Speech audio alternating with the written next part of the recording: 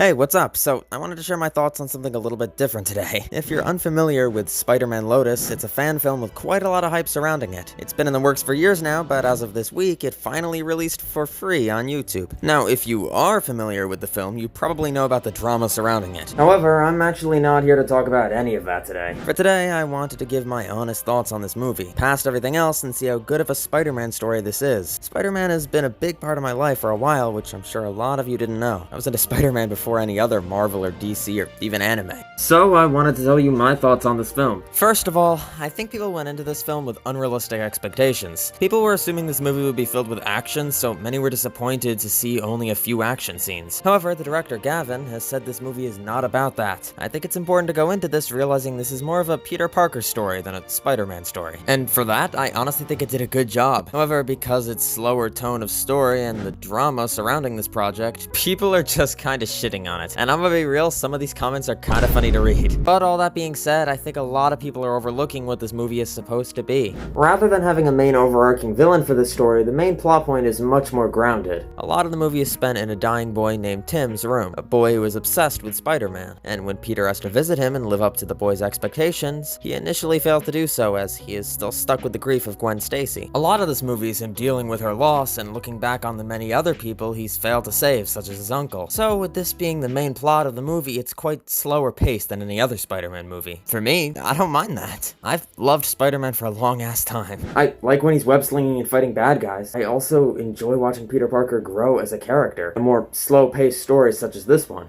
I can tell Gavin knew a lot about the Spider-Man comics when creating this. Also, all this is not to say there is no action in this movie. In the beginning, there's a fight with Shocker, then around midway, there's a flashback fight with Green Goblin, and there's 3 short web-slinging scenes. But instead of in the end him needing to take down a big bad guy, it's him needing to find the strength to keep going forward, to realize while he can't save everyone, he can still do a hell of a lot to help with the power he was given, and that doing so is his responsibility. And I think Peter realizes this rather quickly after visiting the boy Tim, which to me makes sense, as we all know Peter Parker's a good guy. He struggles a hell of a lot, but in the end he makes the right choice. Overall, I actually really enjoyed the slower and more grounded story. I think Spider-Man is one of those great characters who can really shine in both action-filled stories and more emotional tales such as this one. Some other things I wanted to mention was the soundtrack along with the acting. Because this is still a fan film at the end of the day, there are certainly times where the acting and overall direction feels clunky and stiff, but it wasn't something that bothered me too much, and the soundtrack honestly helped a lot. All the music in this movie was fantastic and really helped bring each scene to life. And besides a couple scenes, overall I think the actors did a great job performing what they were given. One of my favorite scenes from the movie is when Peter is watching a tape of fun times he had with Gwen, Harry, and MJ. The music choice and acting from all the characters really hit hard in this scene. I felt as though some of the acting when the friend group was together could feel a bit weird and stiff at times, but in this scene, none of that. Perfect. The actor for Peter did a really good job showing his grief in this scene. And the final point I'll mention is the great CGI. There's some scenes where it's a bit off, but for the main swing scenes, most notably at the end of the film and the start, it looks good. Oh yeah, I almost forgot to mention he has an incredible suit design in this movie.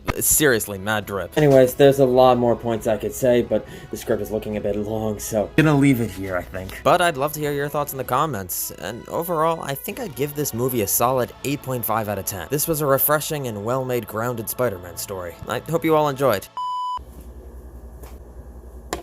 Why did I just start punching air, bro? The things I do for videos.